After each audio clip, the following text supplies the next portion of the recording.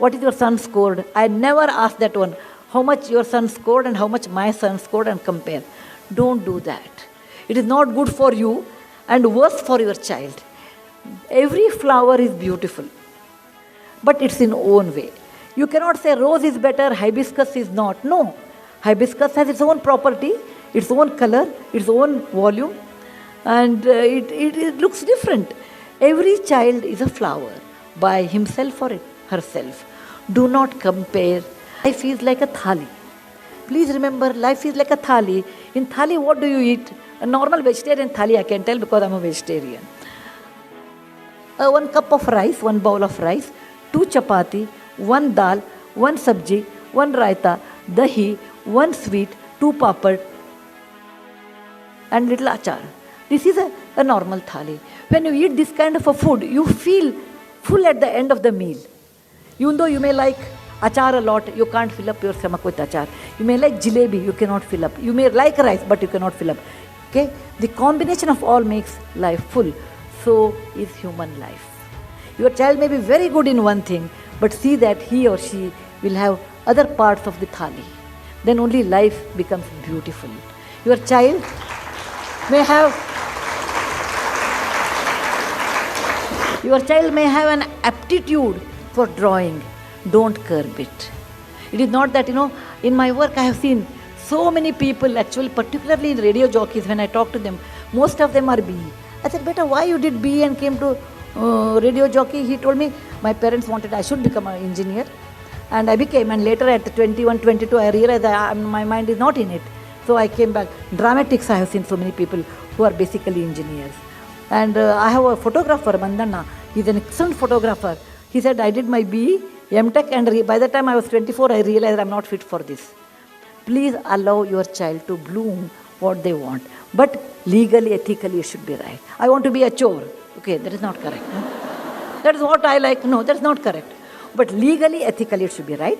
And also, to some extent, you have to tell commercially viable. Because it's nice to be a good artist.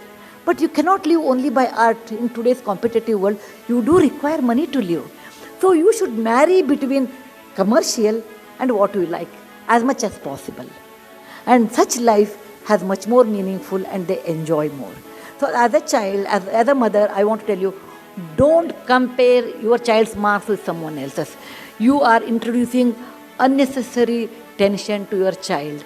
I have seen in school teenagers like 13, 14 having BP because all the time they're worried if I don't get a first rank. One boy told me it is not my problem if I don't get first rank. My mom will be crying whole day. To make her happy, I should get a first rank. No, don't do that. And first rank and all does not have lot of meaning in real life. As a child, you nice to feel that way. You should always get a first rank. But someday I realized it is good to get good marks. It is good to work hard. But that is not all in life. What you require in life is like a thali meal.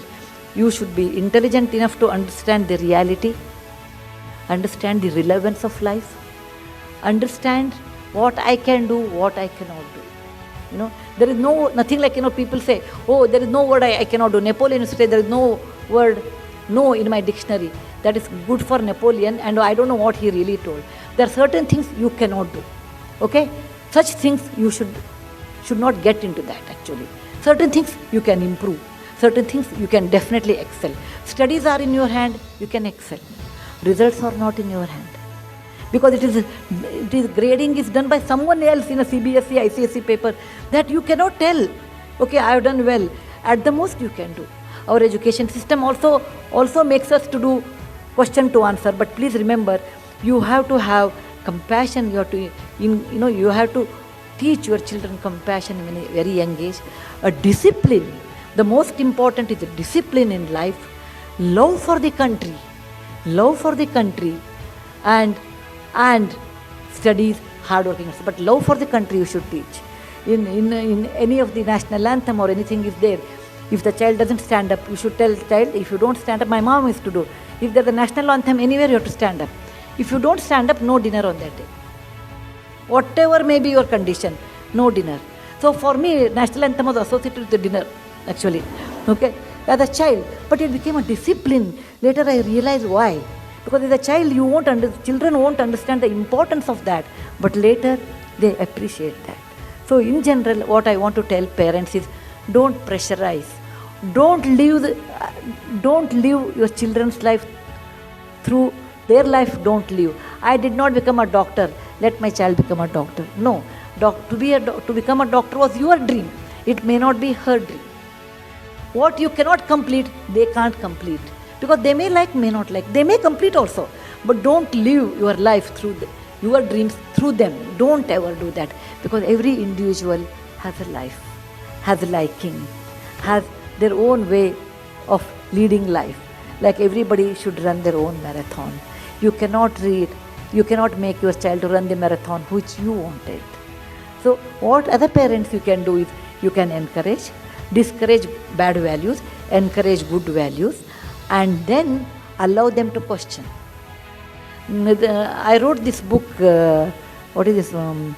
Serpent Revenge and Other Stories, because as a child I used to ask so many questions, and my parents, my grandparents did not know the answer. They said, don't ask questions in Mahabharata and all, because they themselves did not know. So I just kept my questions with me, and when I grew up, I read about 10 to 20 different Mahabharatas and logically deducted what it could have been the answer. So you should always encourage children to ask questions, and if you do not know answers, don't act.